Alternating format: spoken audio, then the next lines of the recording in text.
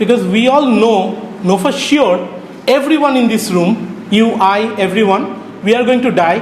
We were born someday, and we are growing old, and our capacity is reducing by the day. Every day we are growing old. Now we say that there is this absolute intelligence, there is this concept of God, and you are that. That seems, like fantastical. That's fantasy. How that can be real, right? So we'll try to see how that can be real, even with the concept of the limitedness of who we feel we are currently in this world, right?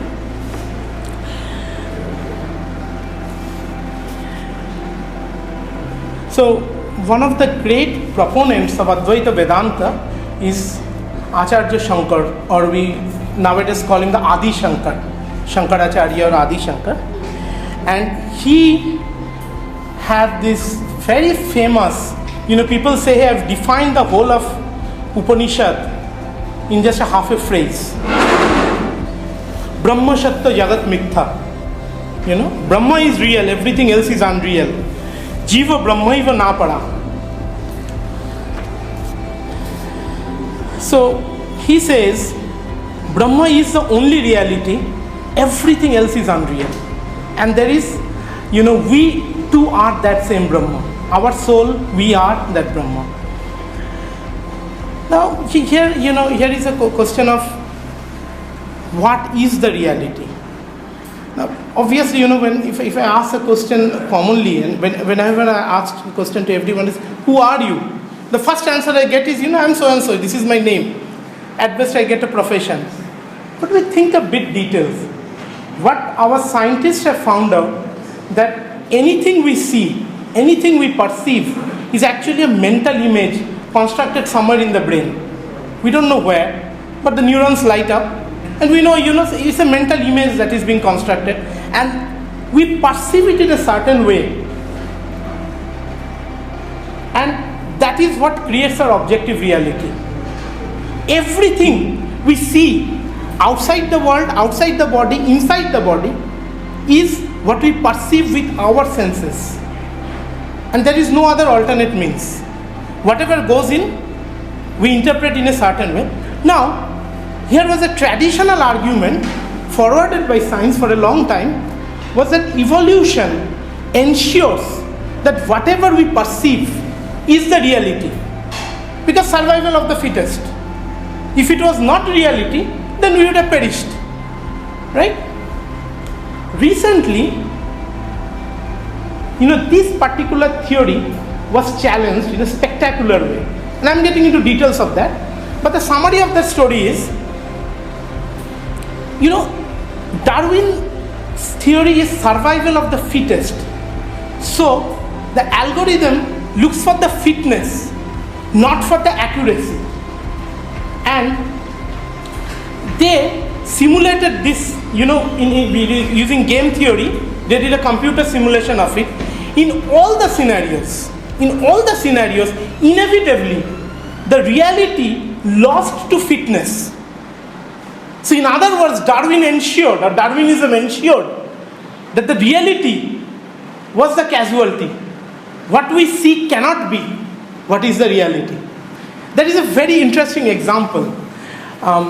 Back in the Australian outbacks, they have this beetle that for thousands, tens of thousands of years or maybe more, they have done a fitness function on finding their best mate. And how do they do that? Find the most, red colored, rounded shape with dimples, bigger the better. That's pretty much the fitness function of finding a female. As it happened, that the beer bottles that they used in the Australian outback, they had the same shape. So all these beetles, they focused on the beer bottles, the rejected beer bottles, and they lost interest in the actual females. As a result, the population was to the point of extinction. Finally, the government had to take steps and say, change the size of the beer bottles. Change the shape. We don't want to kill the beetles. But the thing is, Their fitness function worked well for tens of thousands of years. There was nothing wrong with it. And yet, it wasn't the reality. The beer bottle wasn't their mate that they were looking for. That didn't help them survive. So, survival of the fittest, that theory, evolution doesn't ensure what we perceive in our brain is what is reality. Now, some of you may be thinking about the matrix, right? It is true. I mean, you can be fed electrical signals that can simulate a whole different reality than what it is. We have come close to it with the VR. Currently, they are sending electrical signals in your brain to even implant artificial memory. So, yes, what you see is not what is real. But that again is like, come on, I'm touching the table. I'm hitting on the wall. How can this not be real? Thing is, every day you have dreams, right? Most of you have dreams every day. Many of the dreams are colorful even.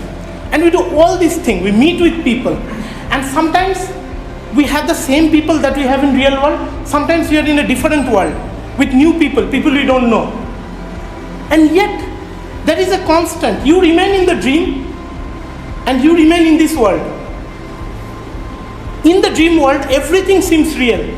You even get hurt, you get afraid, right? Everything happens. And yet when you wake up from it, you clearly and distinctly realize that that is not what reality is.